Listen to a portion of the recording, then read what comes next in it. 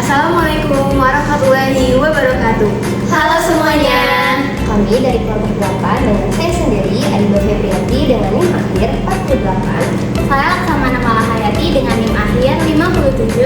Dan saya Nabila Paramita Dwidianti dengan NIM akhir 54. Jadi hari ini kita akan bahas topik yang super menarik, yaitu tentang banking, investment, and financing dalam perbankan syariah. Tapi tenang, kita bakal bahas dengan santai dan penuh visual banget loh, biar kalian gampang paham nih gimana sistem pembiayaan syariah itu bekerja. Nah, dalam perbankan syariah, pembiayaan atau financing itu jadi jantung kegiatan ekonomi. Nah, jenisnya itu ada 5 yang nanti kita akan bahas. Pertama, ada investment financing atau pembiayaan investasi. Jenis pembiayaan ini adalah pembiayaan jangka menengah hingga panjang untuk pembelian barang modal yang digunakan dalam pembangunan proyek baru atau relokasi proyek yang sudah ada. Jenis investasinya ada 3, yaitu pada komponen aktiva lancar, aktiva tetap atau proyek, dan surat berharga. Dalam pembiayaan investasi syariah, bank harus memastikan proyek yang dibiayai layak berdasarkan prinsip pembiayaan yang sehat, memperhatikan AMDAL, dan biasanya berjangka maksimal 12 tahun. Akad yang digunakan itu bisa bermacam-macam, mulai dari murabahah, IMBT, salam, atau istisna. Lalu selanjutnya kita masuk ke working capital financing. Working capital financing hadir sebagai solusi pembiayaan modal kerja bagi perusahaan yang membutuhkan dana cepat untuk menjaga roda usaha tetap berputar.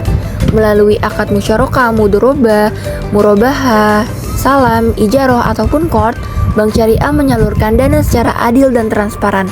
Jadi bukan sekadar memberi pinjaman, tapi menjadi mitra usaha yang berbagi risiko dan keuntungan.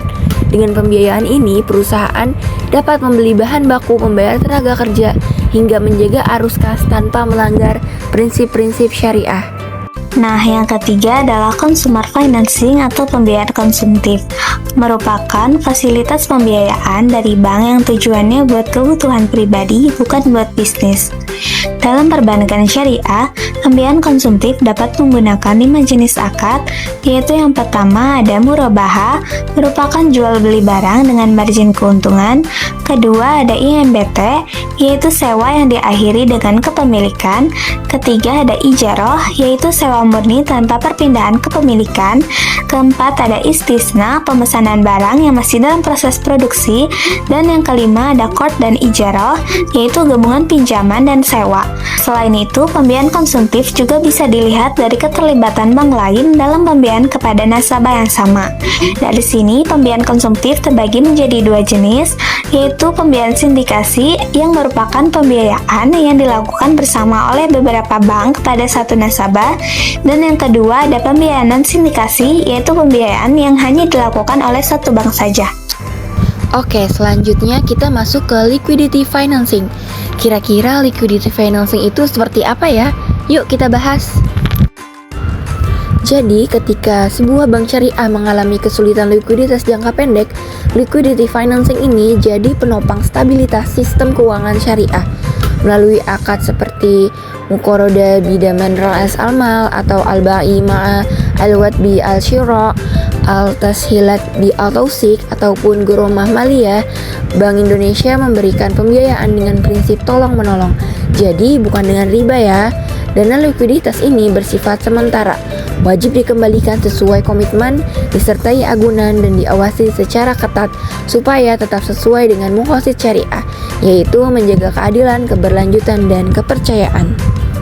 Nah, yang terakhir ada receivable financing, merupakan pembiayaan piutang berbasis pinjaman oleh bank syariah kepada nasabah dengan menjadikan faktur piutang sebagai bentuk jaminan yang biasanya diajukan oleh nasabah ketika sedang dalam keadaan mendesak atau membutuhkan dana secepatnya.